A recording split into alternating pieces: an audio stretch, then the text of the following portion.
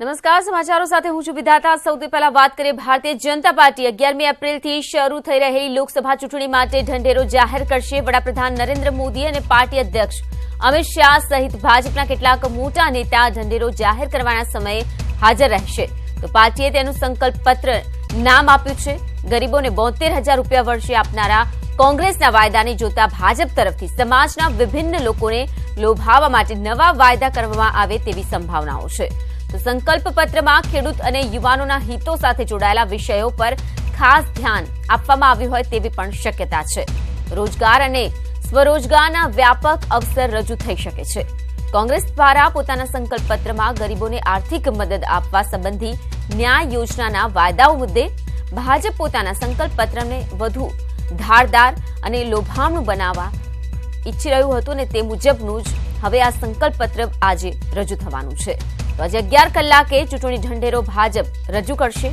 જોવું રહ્યું કે આખરે મતદાતાઓ માટે, દેશની જનતા માટે ચૂંટણી ઢંઢેરામાં શું વધુ નવું જોવા મળે છે। તો સુરક્ષા, ખેડૂત અને યુવાનો મુખ્ય મુદ્દા બની રહેશે। ભાજપ પોતાનો ચૂંટણી ઢંઢેરો આજે જાહેર કરશે। તો પાર્ટીએ ઢંઢેરાને સંકલ્પ પત્ર નામ આપ્યું છે। ભાજપનું સંકલ્પ પત્ર ધારદાર હોવાની શક્યતાઓ છે। સમાજના વિભિન્ન વર્ગના લોકો માટે ખાસ કરીને રજૂ થનારા આ ઢંઢેરામાં કયા કયા વાયદાઓ જોવા મળે છે તે પણ ખાસ મહત્વનું બની રહેશે। વધુ માહિતી આપશે दिल्ली से संवाददाता अनूप गुप्ता। अनूप, जिस तरह से आज बीजेपी तरफ से जो वायदे किए जाएंगे, क्या लग रहा है कि किस तरह के ये वायदे रहेंगे? देखिए, आज 11 बजे बीजेपी के राष्ट्रीय अध्यक्ष अमित शाह मैनिफेस्टो जारी करेंगे, जिसका नाम संकल्प पत्र दिया गया है। और पूरा जो थीम होगा वो विकास, राष्ट्रवाद और हिंदुत्व का थीम होगा इस मैनिफेस्टो में। यानी कुल मिलाकर के इस मैनिफेस्टो में पिछले 5 साल के कार्य जो मोदी सरकार ने काम किए हैं उसका लेखा जोखा होगा। और इसके अलावा रोड मैप भी दिया जाएगा कि अगले 5 साल में बीजेपी क्या करना चाहती है। सबसे बड़ी बात है कि किसानों पर, रोजगार पर और हिंदुत्व को लेकर जो कुछ चीजें बची हुई है, जैसे राम मंदिर जैसे मसले हैं, उन सभी मसलों को इस मैनिफेस्टो में शामिल कराया जाएगा बीजेपी की तरफ से। और एक वायदा किया जाएगा कि इन मुद्दों पर बीजेपी अगर सरकार में आती है तो ये मुद्दे जो होंगे जिस पर बीजेपी काम करेगी।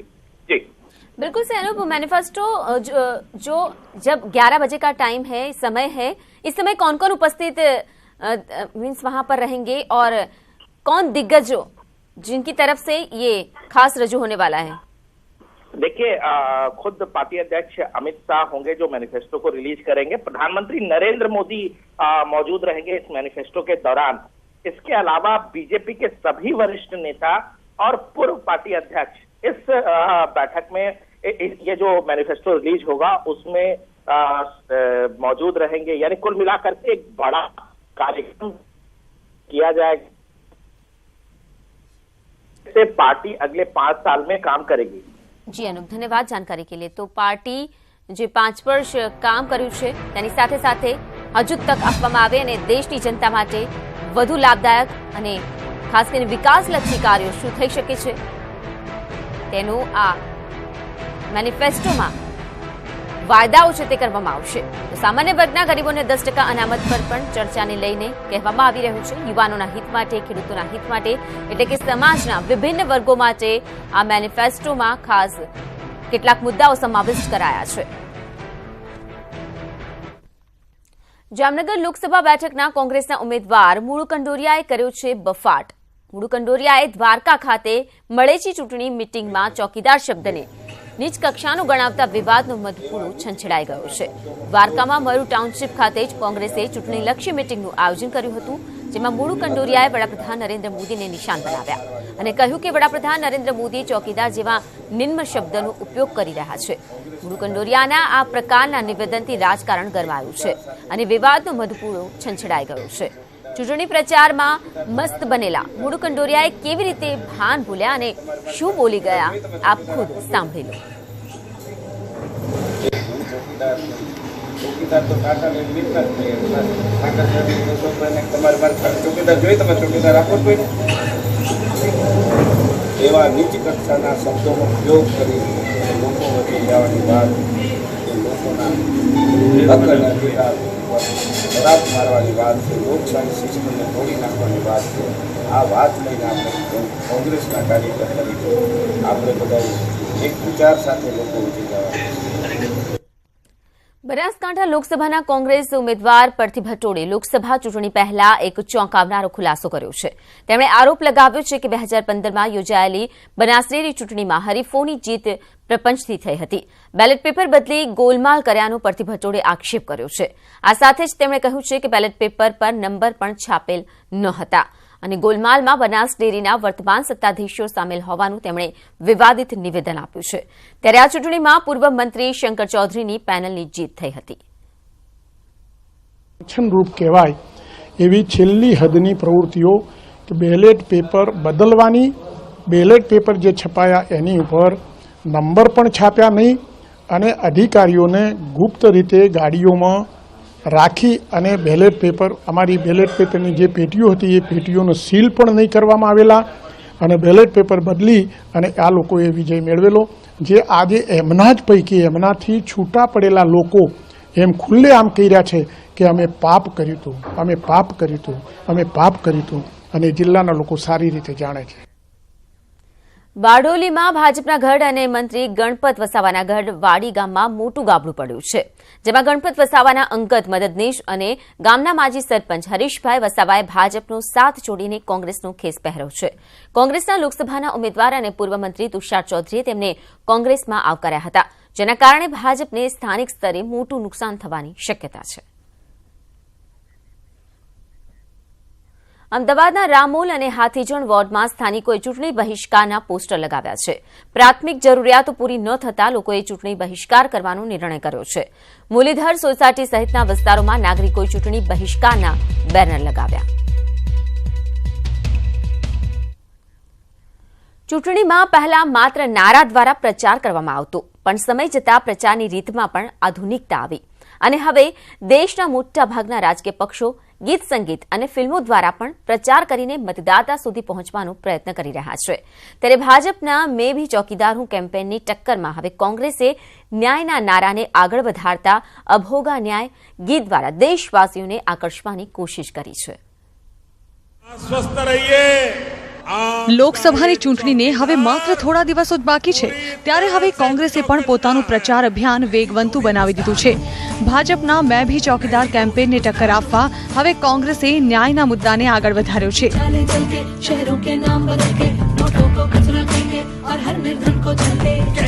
મેં ભી ચોકીદાર વર્सेस अब होगा न्याय ગીત દ્વારા મતદારોને આકર્ષવાની કોશિશ.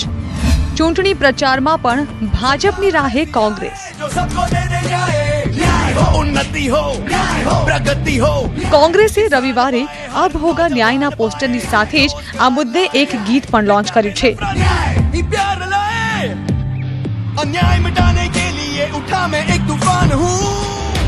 ભાજપ પહેલાથી જ પ્રચાર માટે ગીતનો સહારો લેતી રહી છે. મહત્વનું છે કે ચોકીદાર ચોર હૈના નારાને કાપવા ભાજપે લોન્ચ કરેલા મેં ભી ચોકીદાર કેમ્પેન દ્વારા દેશવાસીઓને આકર્ષવામાં સફળ રહ્યું છે. मैं सरहदों के हौसलों के साथ एक हुकार हूँ, मैं भी चौकीदार हूँ. ત્યારે તેના જવાબમાં હવે કોંગ્રેસે પણ અબ હોગા ન્યાયનું ગીત લોન્ચ કર્યું. ગુજરાત કોંગ્રેસ દ્વારા પણ આ કેમ્પેનને આગળ વધારતા લખવામાં આવ્યું છે કે ગરીબી પર વાર થશે, સપનું સાકાર થશે. કોંગ્રેસ સરકારમાં ગરીબ પરિવાર સશક્ત થશે. अन्याय मिटाने के लिए उठा मैं एक तूफान हूँ, मैं ही तो हिंदुस्तान हूँ. तो प्रवक्ता रणदीपसिंह सुरजेवालाए आगे भाजपना गत चूंटणीना नारा अच्छे दिन आने वाले हैं पर निशान साधता કહ્યું કે દેશે સારા દિવસો નહીં ખરાબ દિવસો જોયા. દેશની હાલત ખરાબ રહી, પણ હવે કોંગ્રેસ દેશની જનતા સાથે ન્યાય કરશે. ये उनके अन्याय के खिलाफ न्याय की गूंज है, कांग्रेस की नहीं पूरे देश की आत्मा की गूंज है. सत्य और न्याय इस पर आधारित होगी 2019 की कांग्रेस की सरकार. मोदी जी और भाजपाई अन्याय जाएगा और देश में न्याय आएगा, क्योंकि न्याय और सत्य यही इस देश और कांग्रेस का रास्ता है. મહત્વનું છે કે ન્યાયનો મુદ્દો એ દેશના યુવાઓ, ખેડૂતો અને મોટાભાગના ગરીબ વર્ગને કોંગ્રેસના પક્ષમાં કરી શકે છે. ત્યારે હવે ભાજપ આ કેમ્પેનનો જવાબ કઈ રીતે દેશે તે પણ જોવું રસપ્રદ રહેશે. Bureau report, news 18 Gujarati. અને હવે વાત તાપના ટોર્ચરની.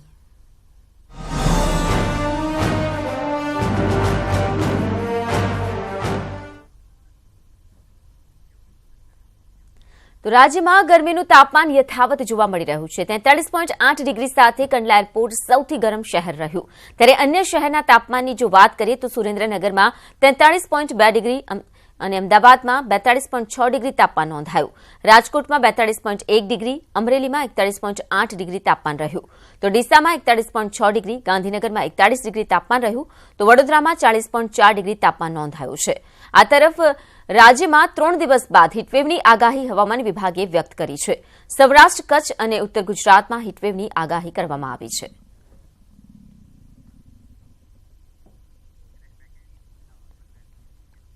માર્ચ મહિનાના અંતથી શરૂ થયેલી ગરમીનો પારો ગુજરાતમાં 43 ડિગ્રી સુધી પહોંચી ગયો છે, જેના કારણે માત્ર અમદાવાદમાં જ 175 લોકોને ગરમીની અસર થઈ છે.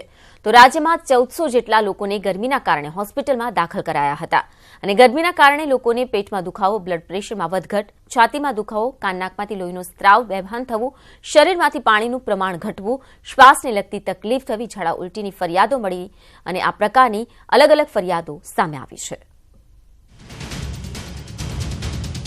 છેલ્લા 15 દિવસથી વધી રહેલી ગરમી 43 ડિગ્રી સુધી પહોંચતા ઓરેન્જ એલર્ટ જાહેર કરવામાં આવ્યું છે અને હજી પણ ગરમીનો પારો વધવાની શક્યતા છે. ત્યારે ગરમીના કારણે સામાન્ય જનજીવન પર અસર પડી છે તો લોકોમાં બીમારી પણ વધી રહી છે. 108 મેડિકલ ઇમરજન્સી વિભાગ દ્વારા જાહેર કરાયેલા આંકડામાં પણ ચોંકાવનારી વિગતો સામે આવી છે, જેમાં છેલ્લા 48 કલાક દરમિયાન રાજ્યમાં 1400 થી વધુ લોકોને ઇમરજન્સીમાં હોસ્પિટલ ખસેડાયા હતા. ત્યારે તબીબો માની રહ્યા છે કે ગરમીથી બચવા માટે વિવિધ ઉપાયો કરવા જરૂરી છે અને કામ વિના તડકામાં બહાર નીકળવું હિતાવહ નથી. જ્યારે આટલી ગરમી વધે ત્યારે ગરમીના જે અવર્સ છે બપોરના, એ લોકોમાં એમાં ખાસ કરીને બહાર જવાનું એમણે એવોઇડ કરવું જોઈએ. અને બહુ જ ગરમી લાગે તો વધારે પ્રમાણમાં પાણી અને છાશ પીવી જોઈએ. લીંબુનું અથવા તો કાચી કેરીનું પણ એમણે શરબત પીવું જોઈએ. અને સફેદ કપડાં અને આંખો પર ચશ્મા અને ફૂલ કવર કરી અને જરૂરિયાત પ્રમાણે તો એમને નીકળવું જોઈએ. ગરમી વધતા લોકો કોલ્ડ્રિંક, સ્વિમિંગ પુલમાં કે બપોરના સમયે બગીચામાં જઈ ગરમીથી બચવાના પ્રયાસો કરે છે. ત્યારે છેલ્લા વર્ષોની સરખામણીમાં ગરમીનો પારો સતત વધી રહ્યો છે, જેના કારણે બપોરના સમયે રસ્તા પર ટ્રાફિક નહિવત જણાય છે. ગરમી તો અમને દર વર્ષે હોય જ છે. દર વખતે એટલી 42-43 વટાવી જ દે છે. દરેકે પોતપોતાની રીતે જે સગવડ પ્રમાણે પોતપોતાની રીતે કોઈ ગોગલ્સ, ટોપી અથવા એ ટાઈમમાં ના નીકળવું જોઈએ. જરૂરત હોય તો જ નીકળવું જોઈએ. ત્યારે હાલ રાજકોટ અને અમદાવાદમાં ઓરેન્જ એલર્ટ જાહેર કરાયું છે અને આગામી સમયમાં ગરમીનો પારો 44 થી 45 ડિગ્રી સુધી પહોંચે તેવી પણ પૂરેપૂરી શક્યતા છે. ત્યારે ગરમીના પ્રકોપથી બચવા માટે તબીબોની સૂચનાને અનુસરવું પણ જરૂરી છે, નહીં તો ગરમીના પ્રકોપમાં બીમારીના કારણે મુશ્કેલી પડી શકે તેમ છે. હિમાંશુ બોરા સાથે બ્યુરો રિપોર્ટ, ન્યૂઝ 18 ગુજરાતી.